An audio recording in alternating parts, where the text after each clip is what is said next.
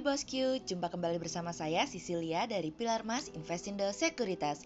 Touch your heart, touch your profit. Bosku, akhir-akhir ini nih muncul kembali klaster baru di Jakarta, yaitu klaster perkantoran. Seiring dengan berjalannya PSBB transisi, maka kegiatan perkantoran sudah dijalankan seperti biasa sehingga karyawan mulai masuk. Tapi nih bosku, ternyata hal ini malah memunculkan klaster COVID-19 yang baru. Terdeteksi 68 perkantoran telah menjadi klaster baru dan sebanyak 440 pekerja dinyatakan positif virus corona nih bosku. Karena itu sebaiknya kita selalu hati-hati ya bosku, tetap lakukan protokol kesehatan yang ada dimanapun kita berada supaya kita selalu berada di lindungan yang maha kuasa. Nah seperti biasa kita akan mulai saja nih market review kita hari ini Rabu 29 Juli 2020 dengan episode Ears and Eyes. Maka dari itu jangan kemana-mana ya bosku, tetap di channel Pilar Mas Investindo Sekuritas. Touch your heart, touch your profit. Pionir Sekuritas Channel di Indonesia.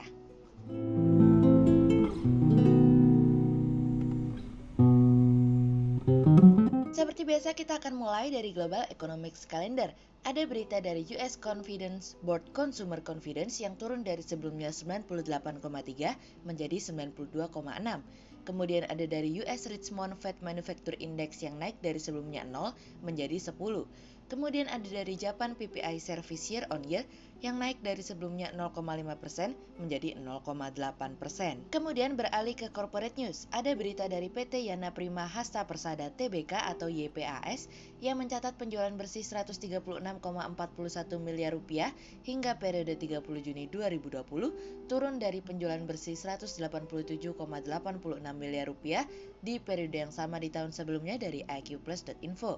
Kemudian ada dari PT Indo Asida Tama Tbk atau SRSN yang mencatat penjualan sebesar 423,71 miliar rupiah hingga periode 30 Juni 2020 naik dibandingkan penjualan 328,18 miliar rupiah di periode yang sama di tahun sebelumnya dari iqplus.info.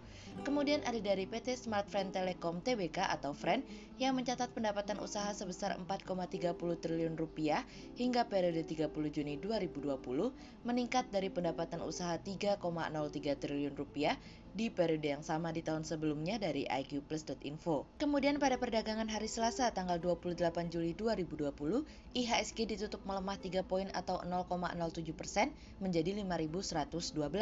Sektor agrikultur, industri dasar dan infrastruktur bergerak negatif dan menjadi kontributor terbesar pada penurunan IHSG kemarin. Investor asing membukukan penjualan bersih sebesar 295,6 miliar rupiah. Kemudian pada perdagangan hari Selasa tanggal 28 Juli 2020, IHSG ditutup melemah 3 poin atau 0,07% menjadi 5.112. Sektor agrikultur, industri dasar dan infrastruktur bergerak negatif dan menjadi kontributor terbesar pada penurunan IHSG kemarin. Investor asing membukukan penjualan bersih sebesar 295,6 miliar rupiah. Kemudian kita akan masuk ke market review hari ini. Cerita hari ini akan kita awali dari ketika pinjaman itu datang. IMF pada akhirnya menyetujui pinjaman dana darurat sebesar 4,3 miliar dolar untuk Afrika Selatan. Pinjaman tersebut merupakan yang terbesar untuk membantu menanggulangi wabah virus corona. IMF menyatakan bahwa mereka mendukung upaya semua pihak untuk dapat mengatasi situasi dan kondisi yang sedang tidak pasti saat ini. Sebagai informasi, perekonomian Afrika Selatan diperkirakan akan mengalami kontraksi hingga 7,2% tahun ini.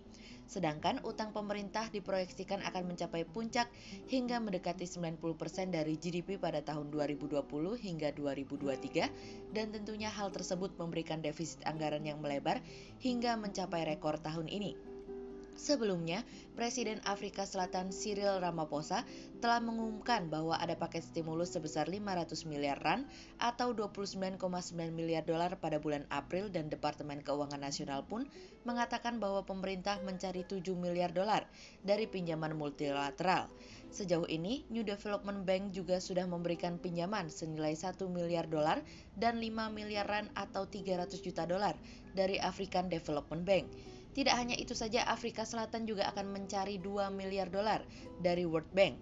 IMF pada bulan April lalu telah menaikkan kapasitas pinjaman darurat menjadi 100 miliar dolar dan Direktur Pelaksana Kristalina Georgieva mengatakan bahwa dana tersebut akan memobilisasi lebih dari 18 miliar dolar untuk menanggapi permintaan dari lebih dari 40 negara di Afrika. Kami melihat memang semakin lama virus ini tidak bisa kita kendalikan, maka tekanan terhadap perekonomian khususnya negara berkembang akan memberikan tantangan tersendiri. Apalagi apabila perekonomian negara tersebut tidak cukup kuat untuk menahan tekanan yang terjadi. Fokus utamanya adalah tetap untuk menjaga stabilitas dalam jangka waktu pendek terlebih dahulu. Jauh dari semua ini, yang kami hanya khawatirkan adalah apabila terjadinya domino efek terhadap negara-negara lainnya. Kemudian cerita selanjutnya datang dari tensi semakin memanas. Amerika dan Australia pada akhirnya mereka melakukan konsolidasi dengan bersatu untuk melawan Cina, dengan mengambil tindakan yang lebih tegas di kawasan Indo-Pasifik, di mana mereka akan kembali mendorong isu-isu yang sebelumnya memang hangat diperbincangkan mengenai keamanan nasional dan teknologi 5G yang berusaha diimplementasikan oleh Cina. Para pejabat senior antara Amerika dan Australia telah bertemu selama 2 hari di Washington pekan ini, dan mereka sepakat untuk bekerja sama meliputi kegiatan militer yang lebih besar untuk membangun cadangan bahan bakar untuk operasional militer yang secara komersial akan didanai oleh Amerika di kota utara Darwin. Menteri Pertahanan dan Menteri Luar Negeri Australia, Linda Reynolds dan Marise Payne, bersama dengan Menteri Luar Negeri dan Menteri Pertahanan Amerika, Michael Pompeo dan Mark Esper, mengatakan bahwa mereka akan mencoba untuk mengintegrasikan basic industri yang akan memperkuat hubungan operasional antara kedua negara, serta hal yang terkait dengan pertahanan kedua negara. Amerika dan Australia pada akhirnya terus mendorong tindakan yang lebih agresif terkait dengan klaim yang dilakukan oleh Cina di Laut Cina Selatan. Namun, bukannya ditanggapi dengan baik, Cina membalas dengan memberikan tarif terhadap ekspor gandum Australia dan menghentikan impor daging sapi ke Cina. Dan Cina juga sudah memberikan pernyataan bahwa mereka akan melakukan boikot yang lebih luas.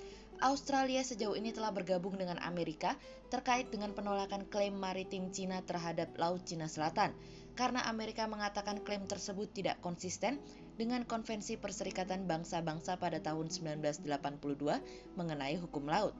Kalau melihat situasi dan kondisi seperti sekarang ini, tentu perhatian utamanya adalah bersatu dengan negara-negara yang memiliki pandangan yang sama dan tentu saja kepentingan yang sama.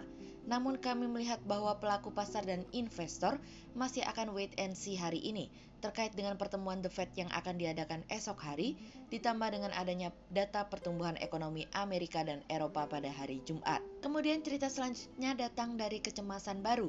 Timbulnya klaster baru perkantoran telah menjadi salah satu penyumbang kasus pandemi COVID-19 dan menjadi perhatian pemerintah dan pelaku pasar.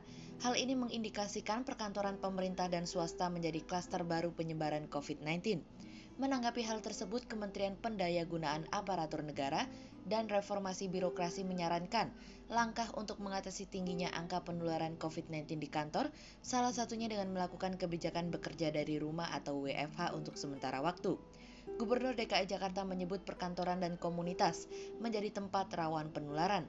Hal ini mengindikasikan perkantoran pemerintah dan swasta menjadi klaster baru penyebaran COVID-19, tentunya memberikan kecemasan pelaku pasar di tengah usaha pemerintah menjalankan new normal dengan rangka pemulihan ekonomi dalam negeri. Namun yang terjadi timbulnya klaster baru.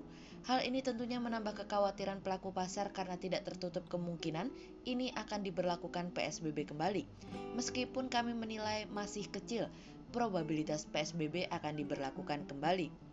Sehingga berdasarkan technical analisa, kami melihat saat ini IHSG memiliki peluang bergerak variatif, cenderung melemah dan ditradingkan pada level 5.075 hingga 5.115. Berikut stok watch pilar emas hari ini. Yang pertama ada dari ASI, kemudian yang kedua ada dari Inco, dan yang ketiga ada dari BRIS. Berikut kami akan menyampaikan dua saham pilihan pilar emas hari ini ya bosku.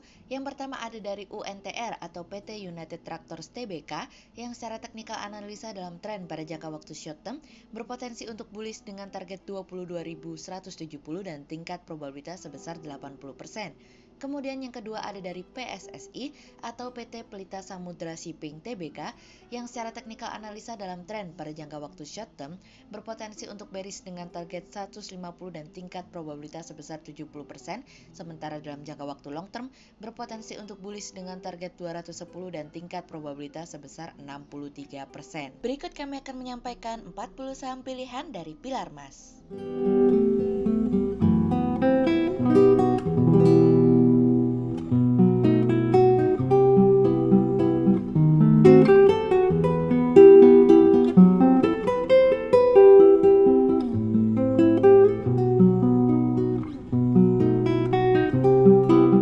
Sekian untuk review market kita kali ini ya bosku. Untuk lebih lengkapnya bosku bisa klik link di bawah video ini atau bisa juga langsung akses ke website kami di www.pilarmas-investindo.co.id.